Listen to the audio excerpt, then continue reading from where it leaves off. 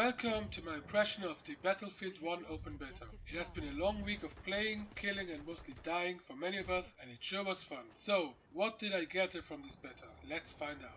It's Battlefield at its purest and its best. No gimmicks, no streaks, no perks, just two teams clashing at each other, fighting for supremacy. This time around, we can enjoy the huge arsenal that the period of the Great War has to offer, and damn if it isn't an interesting one.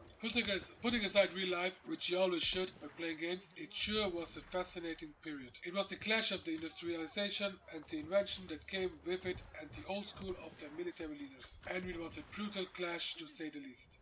I have to say, it translates very well into the gameplay of Battlefield 1, and it gives us a unique style and feel, really distancing itself from its predecessors. The perk was one of many inventions, and nowhere else did this show as much as on the battlefields of the Great War. We have mustard gas, bayonet charges, horses and tanks, and the first generation of warplanes, all mixing together into truly epic and unique experience. Yet somehow, DICE was able to make clearly about the fun of the game and did not try too much to depict the actual horrors of the war. And we're all glad they didn't. About the classes, the game comes with 4 classes and which differ from the early Battlefield games. They all come with the proper set of weapons and tools, and I find them to be very well done in general. Also keep in mind that this is an early build, so there will probably be a lot of tweaking and buffing or nerfing coming in there until the game's final release. So we have the assault and medic class this time separated, with the assault class using an assault rifle and being able to keep anti-tank vehicle weaponry, whilst the medic, besides aiding its own team of course, also has the ability to equip rifle grenades, which should make him more of a menace against infantry. Then there's the support class, which is pretty much the same as it was in the earlier games, which has a light machine gun and can supply its teammates with ammunition and also plays. Then there's the support class, which sports a light machine gun and can plant anti-personnel mines as well as distribute ammo. And of course there's the marksman, aka the sniper or recon class, which again is the choice of the many plebs out there who thinks walking even in the game is too much of work.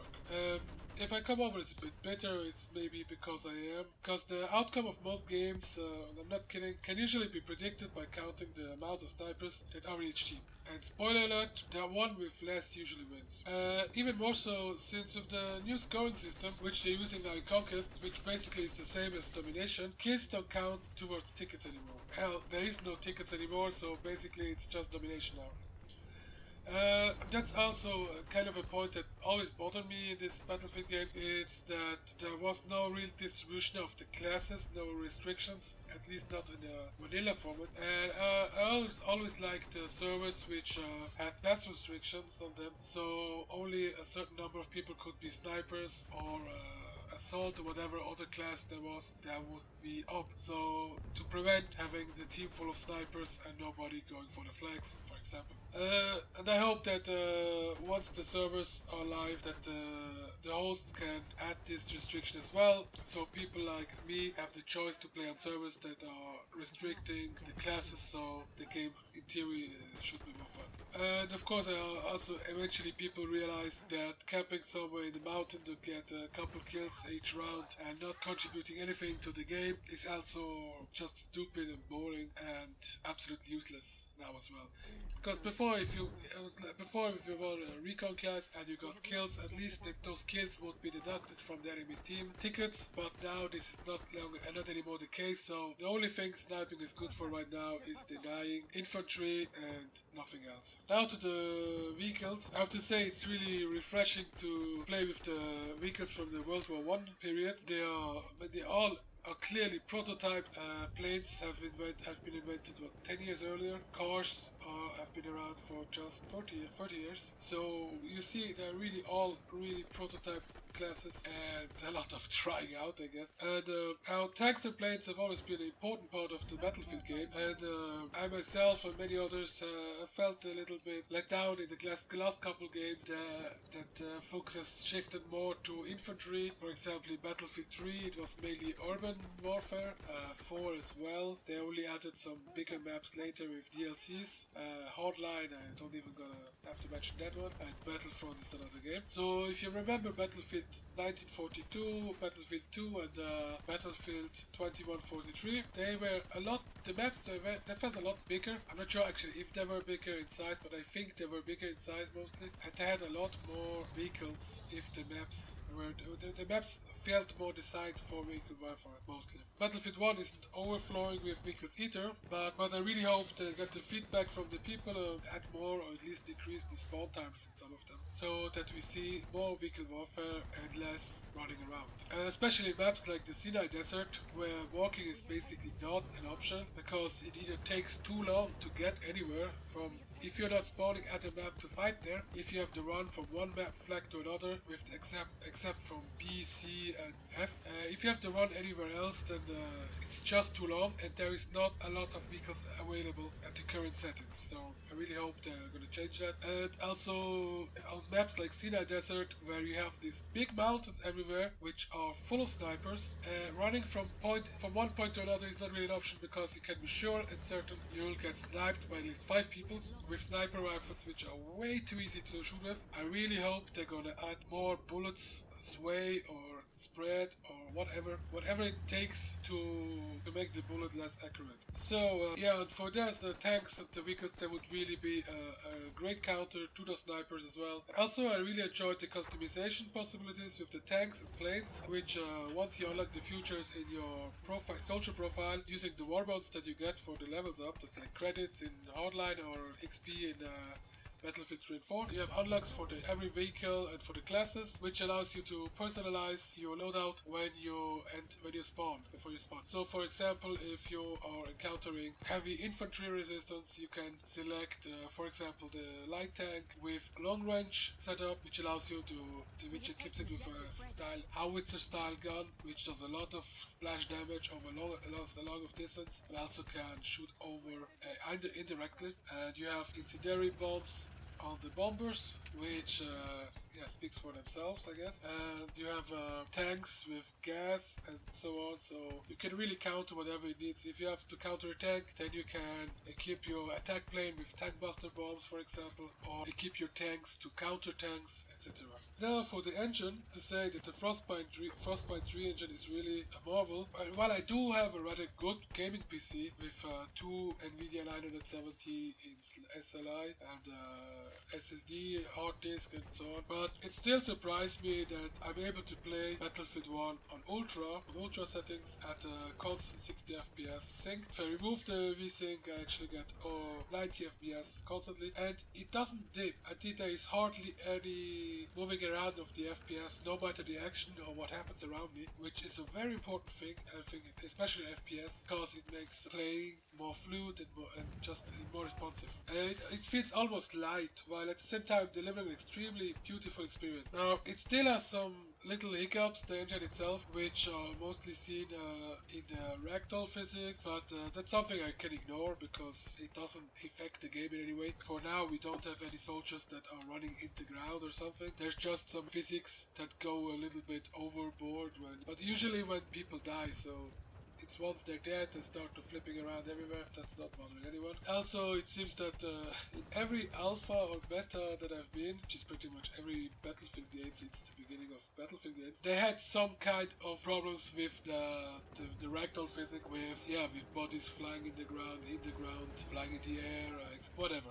There have always been those issues, and they usually get fixed by the time their games has been released, so we are fine with that. And I start to think that DICE actually adds them into the game on purpose, just to make fun of us unsuspecting players. At least it really starts to look that way, because it's not possible that every time they add new problems with the same engine. But remember, that's the same engine from Battlefield 4, Battlefield Hardline, Star Wars Battlefront, and other games that actually as well use this engine, so it seems weird. Now the visuals itself, again the Frostbite engine allows for some really incredible display of stunning and beautiful visuals without bringing the computer to a crawl, which is not always an easy thing to do. And I have to say, it feels almost unreal, and there's no pun intended here. I'm really impressed how they managed to be able to do this. And I remember it wasn't always like this, because, or at least in the early games, in the Battlefield, what was it, Battlefield 3, that used Frostbite engine 1.5, I think, or something. But Bait Company 2, and then Battlefield 3, or so the other way around, which had the earlier Frostbite engines, which were pretty. They were really pretty,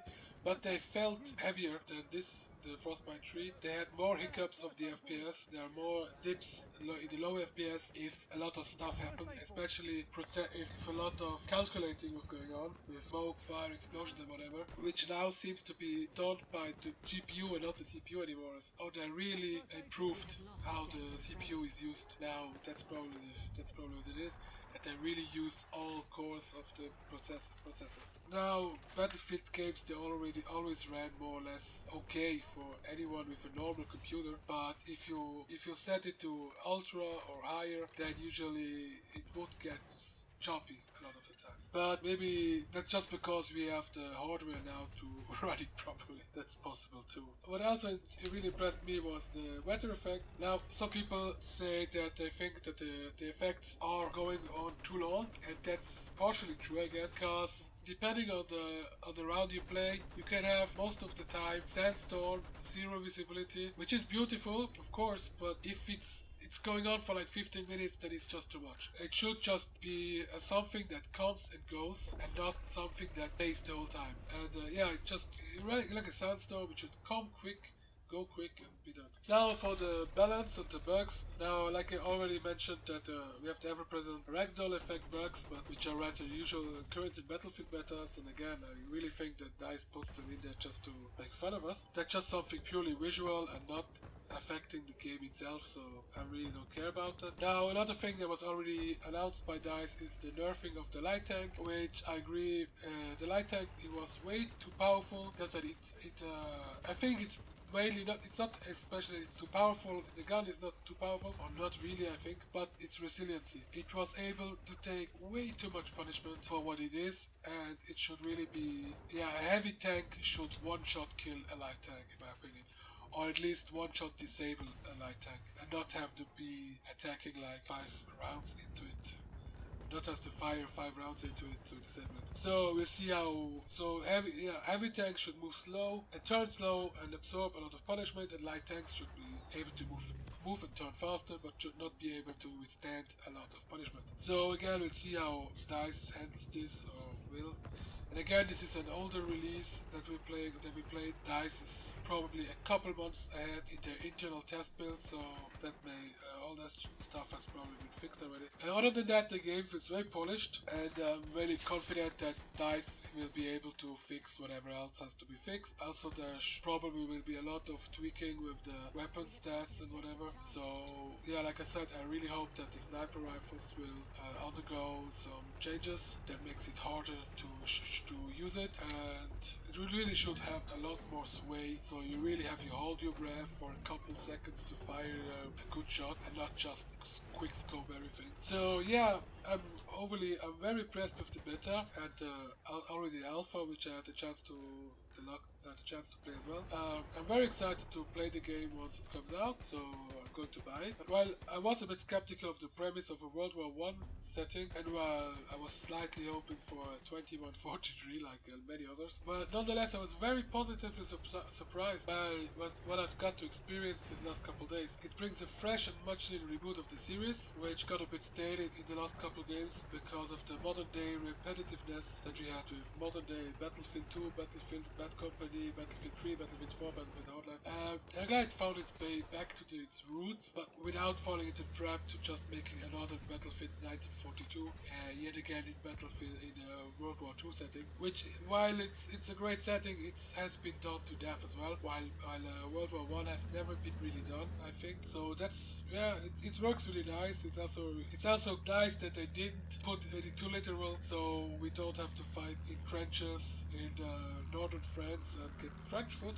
So yeah, that's a good thing. So yeah, for me it's clearly a must buy for me and every Battlefield fan, everyone else who skipped Battlefield Hardline as well. It's a great game, and I'm really looking forward to seeing you all on the battlefield. I'm Sid, and I hope I see you back.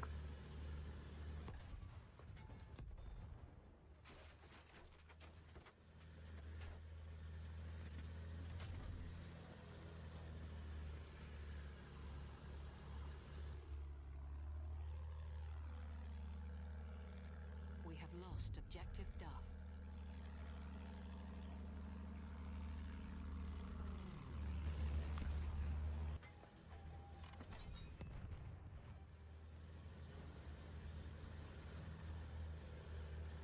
We have lost objective George.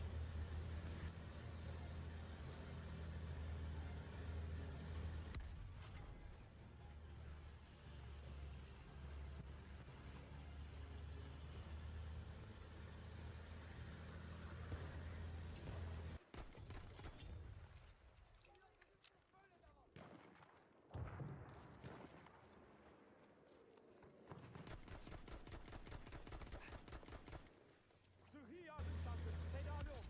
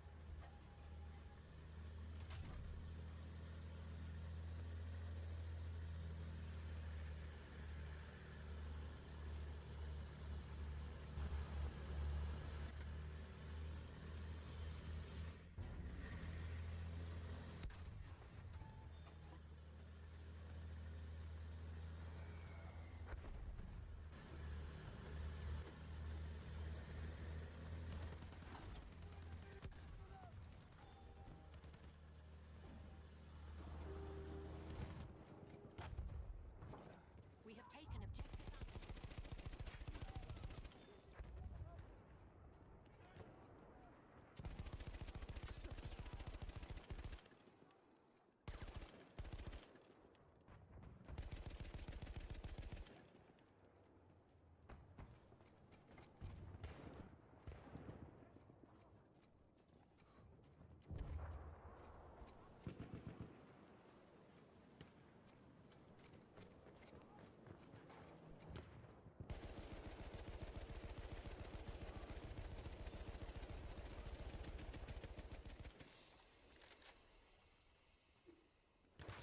We have taken objective Edward.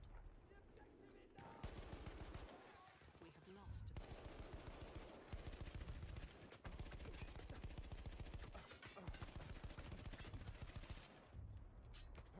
We have lost objective Charlie.